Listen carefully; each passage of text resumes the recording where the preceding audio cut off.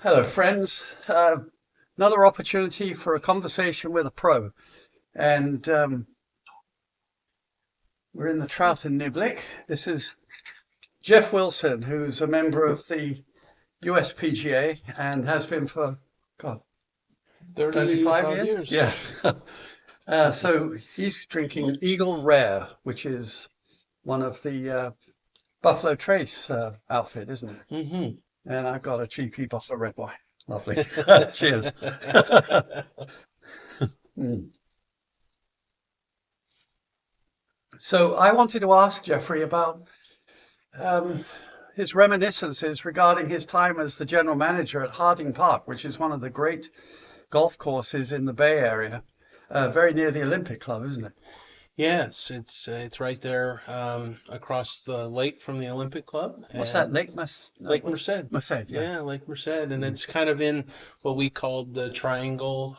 There's so many good golf courses there. There's the two courses at the Olympic Club, and there's Lake Merced Country Club. Right. Um, there's the California Club.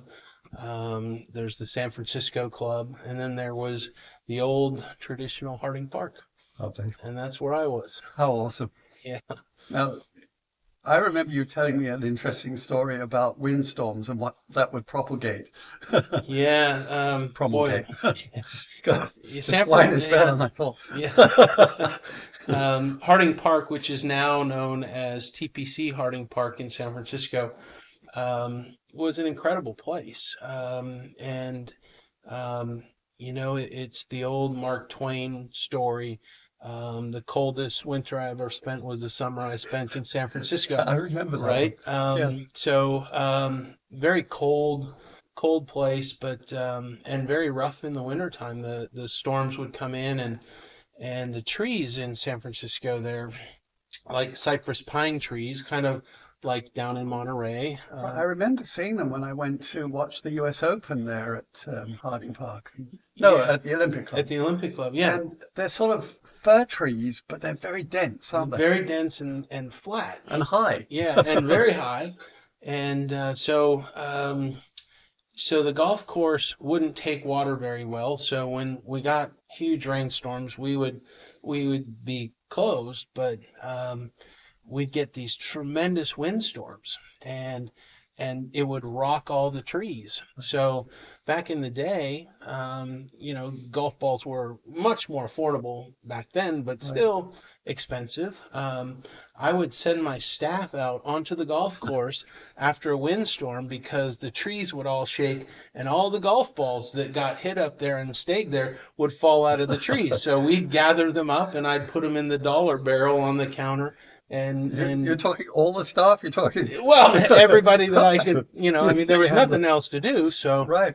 so we sent them out, and not only on the driving range, it was surrounded by trees, and all the range balls would fall Oh, out, yeah. so that was good. But we'd get what we called pearls, and we would put them in the jar, the dollar jar, and sell them. So How yeah. many did you think you would get on a good storm? Oh, on a good storm, um, 500, Wow. Okay. yeah, a lot. We would get a lot. It was yeah. Harding Park was, back in the 80s. So I was there from 1984 to 1994. Oh, Obviously, well before the renovation. It right. was the original golf course, and boy, it was great in the wintertime.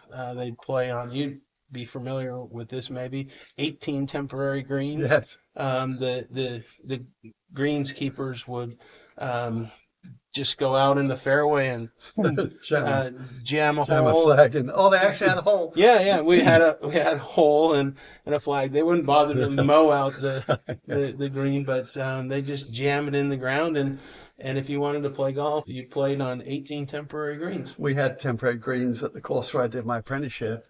And it didn't matter. People wanted to play. But by contrast, when I first had learned to play the game, I was in Scotland and they just closed the course in the winter and nobody played. Hmm. Come April, you dust your clubs off and go out and play. And my story about golf balls and hunting for them is that Kings Park in Stirling, because I couldn't afford golf balls. You remember the Dunlop 65, did you? Oh, yeah. With that cellophane Little wrapper around wrapper. it and the little label on the Now top. we're dating Yeah. ourselves. Oh, I used to save up forever to get one to be special. Just- And so on the hours when the days we weren't allowed as juniors to go out and actually play, because there were limits, I'd go out on the golf course and the rough was always thick, and I'd just make these herringbone steps in the rough and find a week's supply of golf balls that I would return to the rough. But it kept me going while I was doing that. Nice. And regarding the Dunlop 65, on one occasion, I actually managed to save up and buy one. And kids being kids, I stuck it on the ground in the wrapper and tried to hit an approach shot with the ball in the wrapper, and I shanked it under a bush. I spent half an hour looking for that thing, never saw it again. So somebody one day found a brand new Dunlop 65 in a wrapper in the rough. Oh, that's, so at Harding Park, the 18th hole went over Lake Merced, at least the one side of Lake Merced, and it was that way for years, right? I think Harding Park was built in 1926. And so there was a lot of golf balls that went in there. And during the drought, we had this gentleman that kind of, back then, homelessness we didn't really think of, but this guy was homeless, and he lived in his station wagon at the golf course, really, and he was like my night watchman.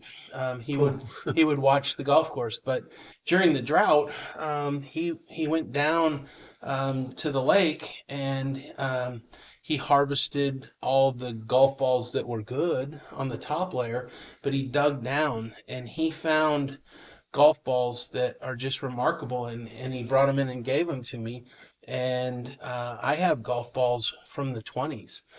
No gutty perches. No, but they had hexagonal dimples. I have and raised dimples. I have raised dimples. I've got diamond dimples. Yeah. I've got all kinds of blackjacks. And, just it's amazing. Every once in a while, I have some in a display case, but I sometimes have a box of them, and I open the box and I kind of go through them and reminisce about old Royals and Spalding and Top Flights and all kinds of Crow Flights and all kinds of different things. So well, there you go. There's a chap that went from Harding Park back to Stirling in Scotland and then back to Harding Park again. Cheers. Cheers.